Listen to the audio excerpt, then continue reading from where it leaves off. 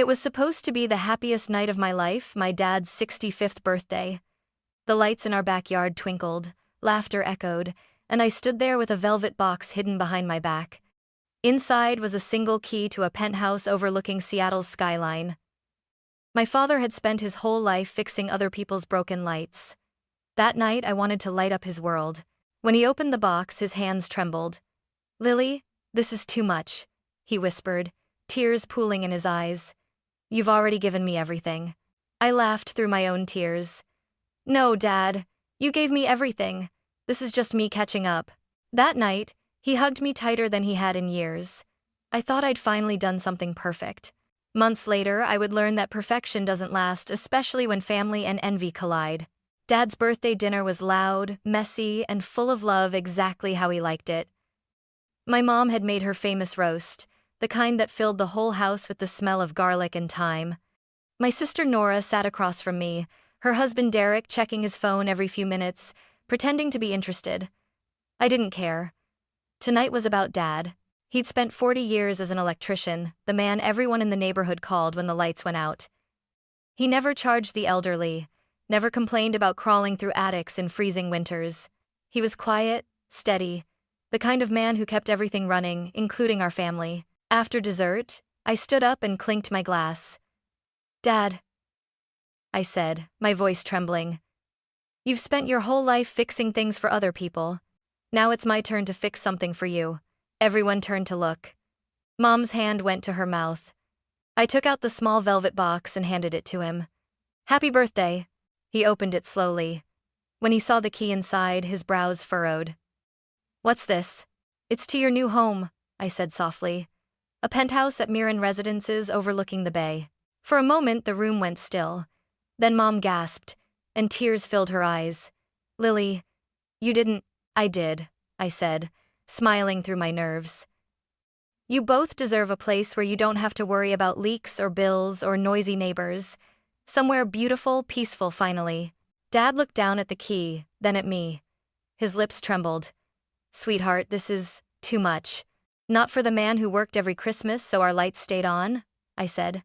"Not for the woman who sold pies just to buy my school uniform. This is for both of you." He stood and hugged me. His arms were strong but shaking.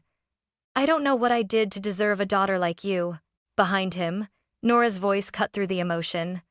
"Wow, Lily," she said, smiling tight. "You really went all out this year." Her tone was polite, but I caught the edge beneath it, a note of disbelief or jealousy. Still, I ignored it. That night, when we drove to show them the penthouse, Dad was like a kid seeing the world for the first time. He ran his fingers along the glass walls, looked out over the city lights and whispered, "Feels like a dream."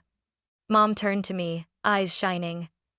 "Thank you, honey. You've given us more than we ever imagined." As I watched them stand by the balcony, silhouetted against the Seattle skyline, I felt a warmth in my chest, the kind that made every struggle, every lonely night on the road, worth it. If only I'd known how quickly that warmth would turn to ice. For the first few months, everything felt exactly as I'd hoped. Every Sunday morning, I'd wake up to a video call from Mom. She'd sit on the penthouse balcony wrapped in a soft shawl, the wind teasing her gray hair. Behind her, the skyline shimmered like glass and gold. "Your father's obsessed with the espresso machine," she'd laugh. "He makes 4 cups a day and still forgets to clean it." Dad would appear in the background, pretending to be offended. "At least I'm learning, Lily. You should see me pressing all these fancy buttons." I'd laugh, my heart light. That apartment had become everything I wanted for them: comfort, pride, safety. They finally looked like they were living the life they'd always deserved. Nora called occasionally too, though never to talk to me. She'd text Mom pictures of her kids, complain about her mortgage, or mention how far her commute was from the suburbs. Mom, in her gentle way, always invited her to visit the penthouse. "There's space for everyone," she'd say. I should have known that sentence would be the start of everything. Work took me away: speaking events, conferences, flights to London, Sydney, Berlin. I was living my dream. Yet part of me longed for those quiet mornings with Mom's laughter and Dad's silly coffee jokes. Then, one week, their calls stopped. At first, I thought it was nothing. Maybe their Wi-Fi was down. Maybe they were busy visiting Nora's family. But when a week turned into 2, unease crept in. My messages stayed unread. Calls went straight to voicemail. One evening, exhausted from a flight, I decided to check the building's management office. I wanted to make sure everything was okay, maybe Dad had changed numbers again. "Hello," I said over the phone. "This is Lily Blake, co-owner of Unit 4207. I'm trying to reach my parents." The woman on the other end paused. "Oh, Mrs. Wallace?" I froze. "I'm sorry, who?" "Mrs. Wallace, the current resident. She and her husband moved in about 6 weeks ago." For a moment, I couldn't breathe. Wallace was Nora's married name. "I think there's a mistake," I managed to say. "This property belongs to my parents, Isaac and Mary Blake." The receptionist's voice softened, unsure. "I'm sorry, Miss Blake. The files show the previous tenants moved out voluntarily. Everything's in order." Voluntarily? My parents would never leave without telling me. As I hung up, my hands trembled. Outside my hotel window, London's lights flickered bright, distant, meaningless. Something was wrong. Terribly wrong. And I knew, right then, that no flight, no distance, no success in the world could keep me from finding out what my sister had done. By the next morning, my ticket home to Seattle was booked. The rain greeted me when I landed in Seattle, as if the sky itself knew something had gone wrong. I drove straight from the airport to the Mirren residences, my heart pounding so hard I could feel it in my throat. The lobby looked the same: elegant marble floors, golden lights, soft music echoing through the air. The security guard smiled politely. "Welcome back, Miss Blake," he said. "Your sister mentioned you might be visiting soon." My stomach turned. My sister mentioned me? I took the elevator to the 42nd floor, each ding of the passing floors echoing like a countdown. When the doors opened, the hallway smelled faintly of lavender, just as I remembered, but something felt off. The air was too still, too quiet. I knocked 3 times on the penthouse door. Footsteps approached, and then I saw her. Nora stood there in a silk robe, hair perfectly curled, holding a steaming cup of coffee like she owned the place. "Lily," she said flatly, her brows lifting as though I were an unexpected delivery. "You're back early." I tried to smile, but my voice shook. "Where are Mom and Dad?" She hesitated, then took a slow sip. "They decided city life wasn't for them. Too noisy, too high up. They went back to Spokane." I blinked, my mind racing. "They left? Without telling me?" Her husband, Derek, stepped out from the kitchen wearing Dad's old cardigan. The sight made my chest tighten. He leaned against the counter casually. "They asked us to stay here for a while," he said. "Said they wanted someone to keep the place tidy." "Tidy?" I repeated, my tone sharp. "This is their home." Nora smiled, the kind of smile that didn't reach her eyes. "They said they weren't comfortable here, Lily. You know how Dad hates elevators." I looked past her. The apartment was spotless, the white leather couch gleamed, the dining table sparkled, but something vital was missing.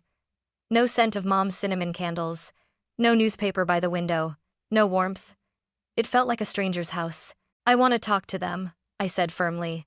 "Where exactly are they staying?" Nora shrugged. "Back in the old place, I think. They didn't say much before leaving. Honestly, you should have seen them, they looked relieved." "Enley, it's not no bray." The lie slipped out of her mouth too smoothly. I could hear it in her tone, that slight tremor she always had when she was bluffing. My throat tightened. You kicked them out, didn't you?" She laughed lightly. "Don't be dramatic. They left on their own." But as I stood there, looking at the penthouse that once symbolized love and gratitude, I realized something far darker had taken root. My sister wasn't just visiting, she had taken over. And whatever she'd done to drive our parents out, I was going to find out no matter what it cost me. I didn't sleep that night, I just drove. The rain chased me along the highway like an accusation, splattering the windshield in angry bursts. Every mile closer to Spokane felt heavier, darker. I replayed Nora's smug smile in my mind until it made my stomach twist. When I finally pulled into our old neighborhood, the world was quiet. The little wooden house where I grew up sat in darkness. The curtains were drawn. The porch light, the one Dad never forgot to turn on, was dead. I ran up the path and knocked. Once, twice, harder. "Mom? Dad?" My voice cracked in the cold night air. No answer. I circled to the back, hoping to see their shadows through the kitchen window, but everything was empty. Only a faint smell of damp wood and dust. "Lily?" a shaky voice called. I turned to see Mrs. Whitaker, our old neighbor, standing in her doorway in a pink robe, her white hair frizzed from sleep. Her eyes widened when she saw me. "Oh dear child, you're back." I rushed toward her. "Mrs. Whitaker, where are my parents? Are they inside?" She hesitated, pressing a hand to her chest. "No, sweetheart, they're not here. Isaac's been in the hospital for weeks now.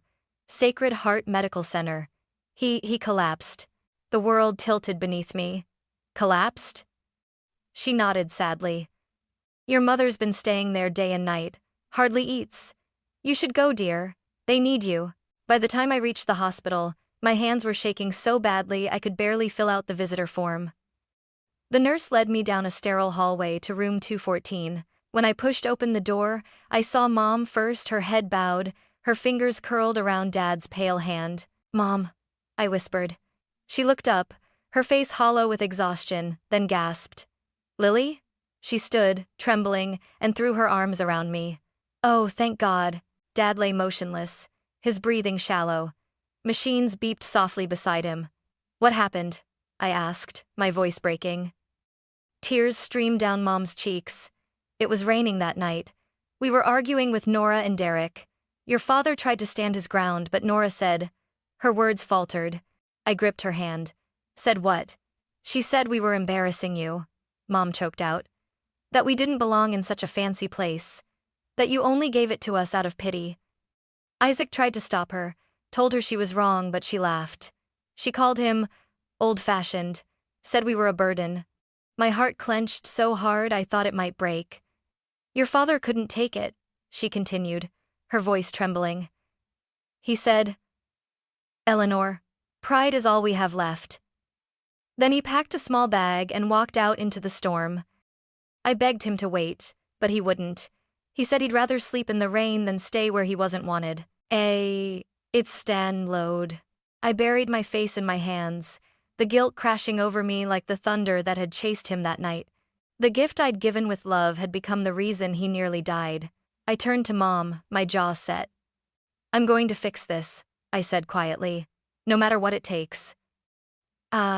She just nodded, eyes red, whispering the same words I once told Dad on his birthday. "You've already given us everything, Lily." But I knew she was wrong. I hadn't even started yet. Dad woke up 3 days later. His voice was barely a whisper, but his eyes, those kind, steady eyes I'd known since childhood, were still full of warmth. "Hey there, Trouble," he murmured, smiling faintly when he saw me by his bedside. "Didn't think you'd fly all the way home just to watch me nap." I tried to laugh, but the sound cracked in my throat. "You scared me, Dad. You really did." He squeezed my hand, his grip weak but sure. "Don't blame your sister too much, sweetheart. People make bad choices when they feel small." His words only twisted the knife deeper. Even lying in a hospital bed, hooked to machines, he was still protecting the people who had hurt him. After making sure Mom ate something for the first time in days, I stepped out into the hallway, my mind already spinning with plans. I wasn't going to scream or beg. That wouldn't fix anything. I needed to take back control the right way. That evening, I met with our family lawyer, Michael Grant, a tall man with silver hair and a calm, measured tone. He listened silently as I told him everything. The eviction, the storm, my father's collapse, my sister's lies. When I finished, my voice was shaking. "I want them out. I don't care how long it takes." Michael folded his hands. "You and your father are co-owners of the Penthouse, correct?" "Yes," I said. "But he's not well enough to handle this." "Then you'll need power of attorney," he replied. "Once your father signs it, we can begin the process of eviction. But be patient, Lily. If you act too quickly, they could twist the law against you." I nodded, swallowing my frustration. "I'll wait, but I'm not letting this go." The next week passed in a haze of hospital visits and paperwork. Every night, I stayed by Dad's bed, helping him sip water, reading him his favorite detective novels, pretending everything was fine. But inside, I was burning. When he was strong enough to hold a pen, I placed the papers before him. His hand trembled as he signed, but his eyes never wavered. "Do what's right, Lily," he said quietly. "Not what's angry." I bent down and kissed his forehead. I promise. The following morning, as I drove back to Seattle, the clouds parted just enough for sunlight to break through. It poured across the road like a promise, fragile but real. The penthouse towered ahead, glass glittering in the daylight. Once, it had been a symbol of pride. Now, it was a reminder of betrayal. I parked in front of the building, exhaled and whispered to myself, no more running. It was time to reclaim what was stolen, not just the apartment, but my parents' dignity. And deep down, I knew Nora wouldn't give it up easily, but neither would I. When I walked back into the Miran residences, the place didn't feel like home anymore. It felt like a battlefield wrapped in marble and glass. The receptionist looked startled when I walked up to the desk, suitcase in hand. "I'm here to check in," I said, smiling faintly. "Penthouse 4207. Her eyes darted uncertainly. "Miss Blake, your sister." "I'm a co-owner," I interrupted softly, sliding my ID and copy of the deed across the counter. "Please inform security that I'll be staying indefinitely." By the time the elevator reached the 42nd floor, I'd steadied my breathing. This wasn't about revenge. It was about justice. When the door opened, Nora appeared, her hair in a towel, irritation already twisting her face. "What are you doing here?" I rolled my suitcase inside without asking. "Living in my home." She blocked my path. "You can't just—" "I can," I said coolly. "And I will." Over the next few days, I made my presence impossible to ignore. I woke up at dawn, brewed coffee, and turned on the jazz station Dad loved. I scheduled maintenance crews to check the air vents, the plumbing, the heating, every small thing that could possibly need attention. The hum of drills and the clatter of ladders echoed through the penthouse from sunrise to noon. Derek complained first. "You're making this place unlivable." I looked up from my laptop and smiled sweetly. "Just keeping things up to standard. You know, co-owner responsibilities." Nora was worse. She stormed around the apartment, slamming doors and muttering under her breath. Once, I caught her whispering to Derek in the kitchen. "She's doing this on purpose. She wants to drive us out." She was right. Every move I made was precise, lawful, and utterly suffocating. I transferred all utility accounts to my name. I spoke with building management, informing them that any repairs or permissions now required my approval. The power dynamic had shifted quietly, invisibly but completely. Then came the eviction notice. Michael, my lawyer, filed it under my father's authorization. A neatly worded document, polite yet firm.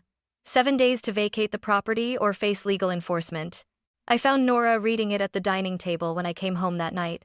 Her hands trembled as she reached the final line.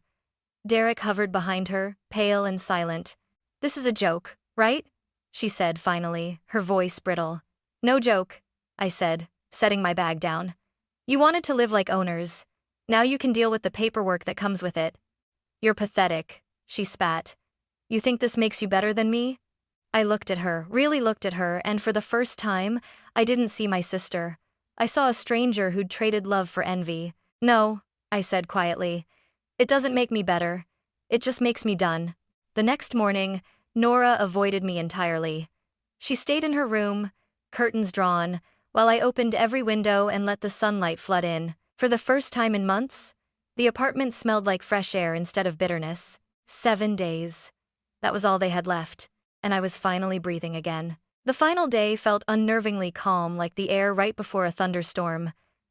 I could feel it humming under my skin. 7 days. 7 days since the notice was served. 7 days of silence from Nora and Derek. And tonight, it was about to end.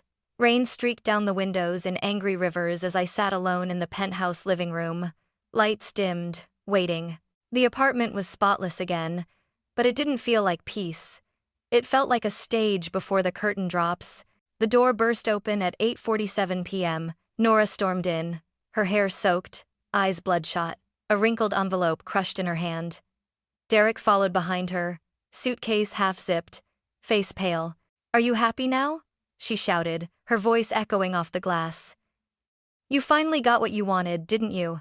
Mom and Dad on your side, me out in the rain, everyone praising perfect Lily again."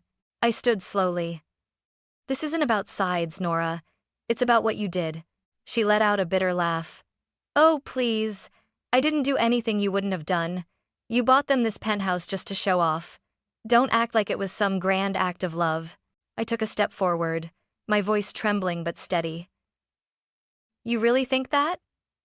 That I went into debt just to outshine you? You didn't do it for them, she hissed. You did it for yourself. So everyone could look at you and say, she's the good daughter. Her words hit harder than I wanted to admit. Somewhere deep inside, maybe I had been trying to prove something. But that didn't excuse her cruelty. I made mistakes, I said quietly, but I never would have humiliated them the way you did. You called them a burden, Nora. You told Dad he didn't belong here. You broke him. She flinched, the corner of her lip trembling. He shouldn't have argued with me. I was trying to protect him, protect us from embarrassment. Do you have any idea what people said? That we didn't belong in a place like this. That the Blakes were just small-town nobodies. I felt my heart twist. So, instead of proving them wrong, you decided to prove them right? By throwing your parents into a storm? Don't twist it, she screamed, voice cracking. You weren't here. You have no idea what it was like living under the shadow of your success, hearing Mom brag about her golden child every single call. The thunder outside boomed as if echoing her rage. I took a deep breath, fighting the lump in my throat. You think I haven't felt small too? You think I don't carry guilt every time I get on a plane while they're alone at home? I wanted to make it right, Nora. That's all I ever wanted. Her expression faltered, tears mixing with the rain dripping from her hair. You always make it sound so easy, she whispered. Like love fixes everything. I stepped closer, lowering my voice. It doesn't. But it's all we had left and you threw it away. For a long moment, she said nothing. The storm howled against the windows. Derek shifted uncomfortably behind her, his hand tightening on the suitcase handle. Finally, Nora's shoulders slumped. You win, she said hoarsely. Take your stupid apartment. Take your parents' love. I'm done fighting for scraps. She turned to leave, but I caught her wrist gently. Nora. She looked back, eyes red, face twisted between hatred and heartbreak. I never wanted to win, I whispered. I just wanted my sister back. For the first time in years, she didn't have an answer. Her lip quivered, but she said nothing. Derek placed a hand on her shoulder. Come on, he murmured. They left without another word. When the door closed, the silence hit me like a punch. I sank onto the sofa, tears spilling freely, the city lights flickering beyond the glass. My chest ached not from victory, but from loss. I glanced toward the balcony where Dad once stood, looking at the skyline like it was his miracle. I could almost hear his voice again. You can fix a light, Lily, but not a heart that's burned itself out. The storm raged on outside, lightning tearing across the sky. And as I sat there, surrounded by everything I thought was worth fighting for, I realized something profound. The hardest part of love isn't losing it. It's choosing to let it go. The next morning, Seattle was quiet again. The storm had passed, leaving puddles that shimmered in the sunrise. The city looked cleaner, lighter, as if even the sky had decided to start over. I stood by the balcony, staring down at the wet streets below, my reflection ghostly in the glass. The penthouse was finally silent, truly mine, but it didn't feel like victory. It felt hollow. Boxes were stacked by the wall. The movers would arrive in an hour. I'd already made the decision. The penthouse wasn't my parents' dream anymore, and it had stopped being mine the moment it became a battlefield. When I walked through its empty rooms one last time, I could still see the ghosts of what should have been, Mom arranging flowers by the window, Dad tinkering with the lamp, both of them laughing about how fancy it all was. I touched the countertop where Mom used to roll dough during her visits and whispered, I'm sorry. That afternoon, I met with Michael Grant, my lawyer. The sale went through faster than I expected. Are you sure about this?